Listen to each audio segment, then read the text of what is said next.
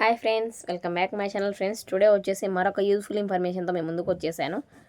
Full details చూసే ముందు friends, కొత్తగా ఎవరైనా చూస్తుంటే సబ్స్క్రైబ్ చేయండి. అలాగే చూసే ప్రతి ఒక్కరు లైక్ చేయండి. నా ఛానల్లో వచ్చేసి గవర్నమెంట్కి సంబంధించిన ప్రతి స్కీమ్ డీటెయిల్స్ అయితే చెప్తాను. ఓకేనా ఫ్రెండ్స్? ఇప్పుడు చెప్పబోయేది ఏంటంటే రేషన్ కార్డ్స్ గురించి. ఇప్పుడు రేషన్ కార్డ్స్లో రేషన్ కార్డ్స్ అప్లై చేసుకోవడానికి లేదా పిల్లలను చేర్చడానికి ఆప్షన్ వచ్చింది కదా. సో వాటి గురించి అయితే ఫుల్ డీటెయిల్స్ చూసేద్దాము. చూసే ముందు కొత్తగా చూస్తుంటే సబ్స్క్రైబ్ చేయండి friends. So friends, Nadendla Manohar గారు అయితే మంత్రి ఒక స్టేట్మెంట్ అనేది ఇచ్చేశారు. అదేంటో ఒకసారి చూసుకున్నట్లయితే, ఇది నిరంతరం సాగే ప్రక్రియ అని ఒక పేపర్ యాడ్ అయితే ఇచ్చారు. అంటే ఫ్రెండ్స్, ఇది క్లోజ్ అనేది ఉండదు. లాస్ట్ డేట్ ఇలాంటివి ఏమి ఉండవు.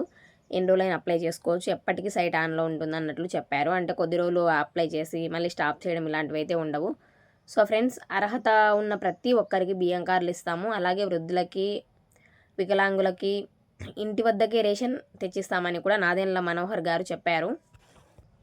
సో ఫ్రెండ్స్, ఇప్పుడైతే నాకు తెలిసి చాలామంది రేషన్ కార్డ్స్ కోసం అయితే తిరుగుతున్నారు.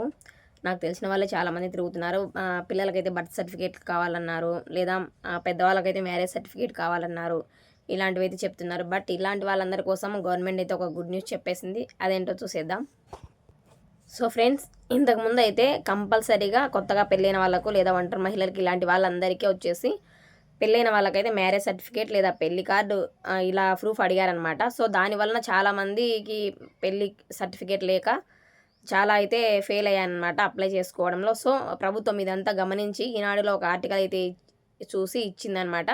సో ఇప్పటి నుండి అప్లై చేసుకోవాలంటే మ్యారేజ్ సర్టిఫికేట్ అవసరం లేదని అయితే చెప్పింది. సో ఎవరైనా కొత్తగా మ్యారేజ్ అయినా లేదా ఇంకా కార్డ్స్ రాకపోయినా, వాళ్ళకి మ్యారేజ్ సర్టిఫికేట్ లేకపోయినా ఇప్పుడైతే వెళ్ళి అప్లై చేసుకోండి. రేషన్ కార్డ్స్ అయితే వస్తాయి. అండ్ ఇంకోటి, పిల్లలకైతే ఖచ్చితంగా బర్త్ సర్టిఫికేట్ ఉండాలి ఫ్రెండ్స్. రేషన్ కార్డులో యాడ్ అవ్వాలంటే కంపల్సరీగా బర్త్ సర్టిఫికేట్ అనేది ఉండాలి.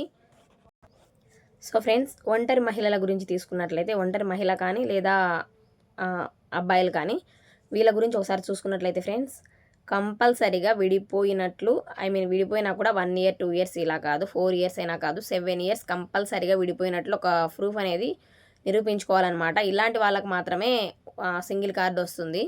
అది అబ్బాయిలు కానీ అమ్మాయిలు కానీ ఎవరైనా కానీ వాళ్ళని స్ప్లిట్ చేసి కొత్త కార్డు అనేది ఇస్తారనమాట. కంపల్సరీగా 7 సంవత్సరాలు అయితే ఉండాలి. దానికి ఒక ప్రూఫ్ లాగా ఏదైనా నిరూపించుకోవడానికి కూడా ఉండాలన్నమాట. కంపల్సరీగా 7 years అయి ఉండాలి. ఇంకో విషయం వచ్చేసి ఫ్రెండ్స్, కొత్తగా పెళ్ళైన వాళ్ళు ఒకవేళ ఆధార్లో సేమ్ అడ్రస్ ఉంటే అయితే యాడ్ అవ్వరు. సో ఇన్సల్ ఎలాగైనా ఉండని, అంటే సర్నేమ్ ఉంటుంది కదా, అది వచ్చేసి అమ్మ వాళ్ళదే ఉన్నా కూడా పెళ్ళైన ఆడవాళ్ళకి ఇప్పుడు జాబ్స్ కోసం, చదువు కోసము దాన్ని అయితే గవర్నమెంట్ ఎలిజిబుల్గానే తీసుకుంది. అదేం మార్చుకోవాల్సిన అవసరం లేదు. బట్ అడ్రస్ అయితే కంపల్సరీగా మారి ఉండాలి. అండ్ వైఫ్ వచ్చి హస్బెండ్ పేరు ఉండాలి. ఇలా ఉంటే చెల్లుతుందనమాట. మనము యాడ్ చేసుకోవచ్చు రేషన్ కార్డులో. సో ఫ్రెండ్స్, ఇంకా ఫుల్ డీటెయిల్స్ కోసం మీకు దగ్గరలో ఉన్న సచివాలయం అయితే సంప్రదించండి.